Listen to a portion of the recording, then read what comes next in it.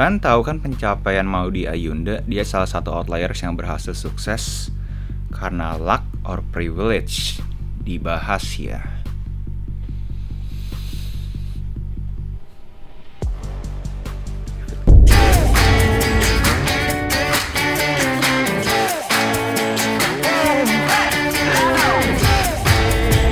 Hai warga kreatif, buat kalian yang belum kenal, salam kenal dulu, nama gue Agus Seo Halim, dimana 2 hari sekali gue selalu upload video di YouTube. Dan semuanya berhubungan dengan industri kreatif, kreatif negosiasi dengan klien, kreatif kripto, kreatif membaca buku.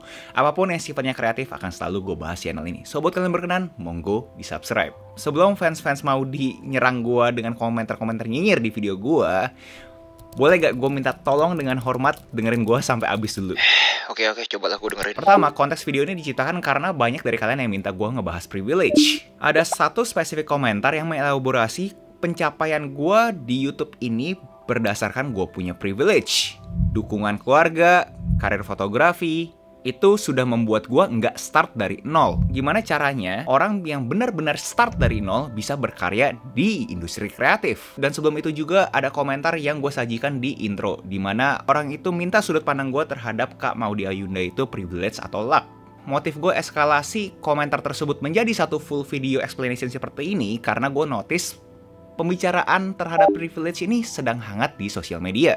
Dan video ini gue buat dengan objektif bisa klarifikasi bahwa yang namanya privilege itu sebenarnya bisa ada sudut pandang sehatnya loh. Pertama, untuk jadi common ground buat kita sefrekuensi, apa sih itu privilege? Kita ngambil definisi paling generik dari Google. A special right, advantage, or immunity granted or available only to a particular person or group. Yang kalau ditranslate ke bahasa Indonesia plek-plek itu adalah hak istimewa. Kuncinya ada dibilang particular group or person. Jadi, privilege itu ada karena adanya particular person dan group. Ada pembandingnya. Jadi, kata ini kagak mungkin ada eksistensinya kalau tidak ada pembanding. Jadi, akar dari privilege ini adalah pembanding. Dan pembanding yang paling gampang untuk orang-orang lihat adalah Maslow Hierarchy of Needs, kebutuhan. Di setiap strata Maslow, ini memberikan suatu privilege. Buat kita yang mempunyai keberuntungan untuk lahir yang sudah tidak usah memikirkan basic needs, pasti terlihat sudah ada privilege dibandingin yang masih bingung basic needs-nya besok seperti apa. Apakah pembahasan privilege ini ada fungsinya? Menurut gue ada, yaitu inequality. Gue sangat setuju jika inequality-nya itu terhadap bias suatu ras, gender, grup, apapun itu. Menurut gue emang semua orang tuh sebisa mungkin seobjektif mungkin. Tapi yang gue takutkan orang yang memakai narasi privilege untuk agenda inequality ini adalah mereka pengen outcome-nya sama. Dimana menurut gue outcome dan output adalah dua hal yang berbeda. Semua orang harus mempunyai kesempatan yang sama untuk produksi output. Dianalogikan di YouTube, semua orang yang mempunyai internet dan handphone mempunyai akses yang sama untuk upload video di YouTube. Equal, tapi nggak semua orang mempunyai outcome yang sama. Konteks privilege yang gue support adalah kalau misalkan mereka menjunjung tinggi kata privilege ini di dalam konteks output. Nggak boleh orang yang tidak mempunyai kesempatan yang sama. Hasilnya bisa beda, yes, karena semua orang mempunyai effort level yang beda-beda. Tapi terhadap kesempatannya menurut gue harusnya sama. Tapi gue yakin warga kreatif semuanya pemikiran kritis pada bilang bahwa bro, outcome-nya aja dimanipulasi bro.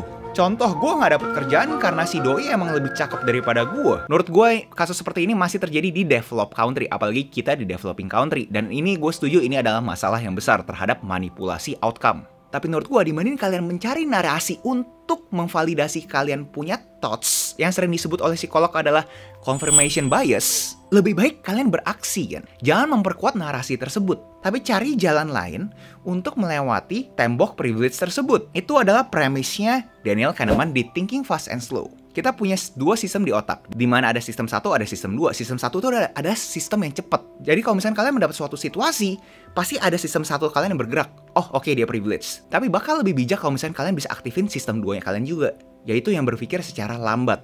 Oke, dia privilege. Gimana ya caranya gue bisa melewati tembok privilege tersebut?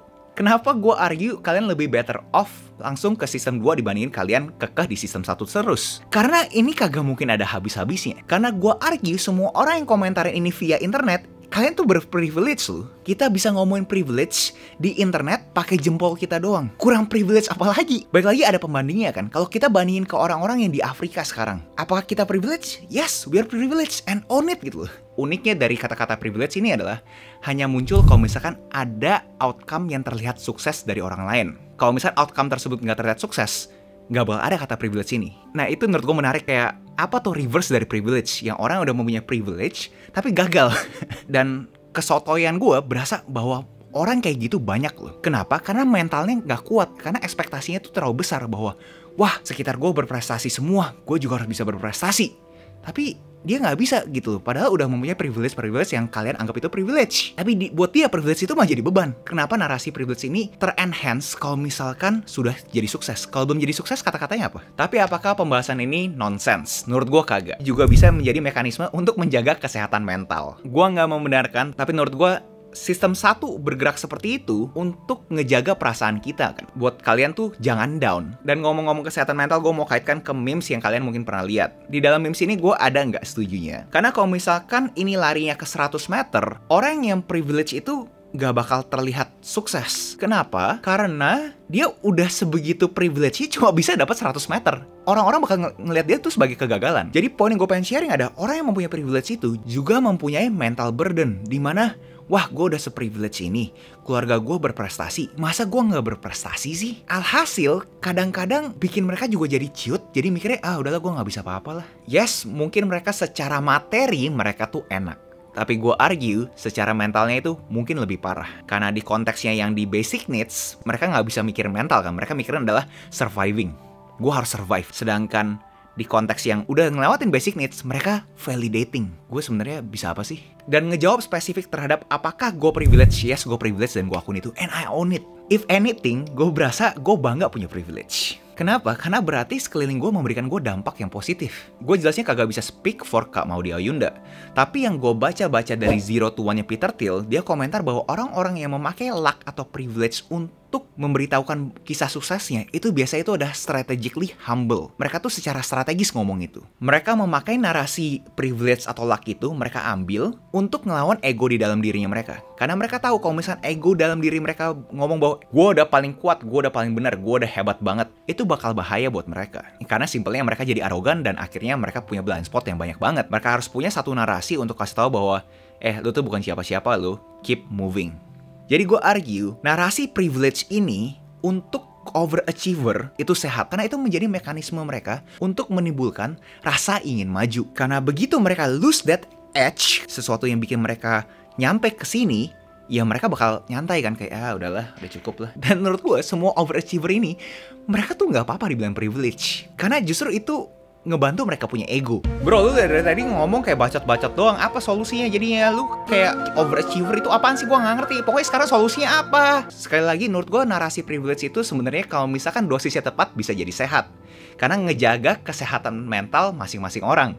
Tapi bakal jadi nggak sehat kalau misalkan ini jadi alat mereka untuk membenarkan mereka punya narasi bahwa oh ya udah karena gua nggak privilege. Dan pemikiran privilege ini akan selalu ada. Kenapa? Karena kita hidup terbiasa ngelihat ini semuanya vertikal. Ada yang di atas, ada yang di bawah. Seberapa banyak orang yang bisa menganut kehidupan secara horizontal? Everyone is equal, but not the same. Apakah masyarakat kita bisa melihat ini semua secara horizontal? I doubt it. Karena sosial media. Dimana bahkan ada white paper yang bilang bahwa namanya manusia itu, kalau misalkan lagi nggak ngapa-ngapain, mereka itu pengen tahu mereka punya social status tuh sekarang di mana sih? Itu default state-nya. Dan kalau misalkan penelitian itu benar, ya pantas aja ada narasi privilege ini terus-terusan. Mereka ngecek nih social status gue di mana nih? Oh, ada yang lebih di atas lagi. Padahal kemampuan dia mirip. Dia privilege aja. Jadi narasi itu akan selalu ada. Balik ke objektif gue bikin video ini. Gimana caranya kita hidup dengan kata privilege ini? Buat kalian yang berasa nggak fair karena ada privilege, gue anjurkan kalian untuk baca The War of Art dan Thinking Fast and Slow. Dan gue juga udah pernah ngebahas buku ini. Buat kalian overachiever layaknya gue highly recommend kalian baca Ego is the Enemy dan The Courage to be Disliked. Iya enak banget dia privilege, dia udah bisa punya akses buku gitu banyak. Kita mah mana bisa, kita mah orang bawah mah pedulinya mah makan. Dia enak banget bisa beli-beli buku gitu kan mahal. Terus itu semua buku Inggris enak banget dia. Pasti pendidikannya tinggi, dia mah mana enak, dia nggak ngerti dia kita. Guys, gue udah bikin videonya secara gratis, kalian bisa akses di YouTube-nya gue dan link di deskripsi ada book notes, catatan buku yang udah diterjemahkan ke bahasa Indonesia. Tetep aja itu kan bukan buku aslinya, lu mah enak kalau misalnya buku asli kan lebih enak. Tetep aja. Dan sebelum gue tutup, yes, ini mungkin gak fair karena kita ngomongin mental. Karena menurut gue, mempunyai mental kritis juga ada suatu privilege. Gue ada coba berinteraksi sama salah satu dari kalian yang klaim bahwa dia tidak mempunyai privilege. Dan di akhir komentar tersebut, dia bilang interesting. Dimana gue mempunyai argumen bahwa Mempunyai mental yang kuat itu juga privilege. Jadi gue harap untuk segelintir dari kalian yang sefrekuensi sama gue, coba kalian patahkan paradigma lamanya kalian. Jangan mencari narasi untuk mengkonfirmasi kalian punya bias. Justru lawan. Coba memakai sistem duanya kalian. Yes, mungkin untuk beberapa dari kalian yang nonton ini berasa, bro, lu kayak gitu mah enak karena lu udah basic needs-nya semua udah terpenuhi. Gue tidak bisa memberikan komentar lebih jauh terhadap kalian mau berpikir seperti itu. Fungsi gue mengaktifkan channel ini di 16 Desember 2020 untuk mengajak kalian berkarya yang sehat. Dan menurut gue, ada narasi yang sehat terhadap privilege yang bagus untuk diadopsi buat kalian-kalian yang masih belum kena. Yaitu, kalau misalkan kalian berasa kalian gak privilege, buatlah orang lain di sekitar kalian jadi privilege. Karena adanya kehadirannya kalian.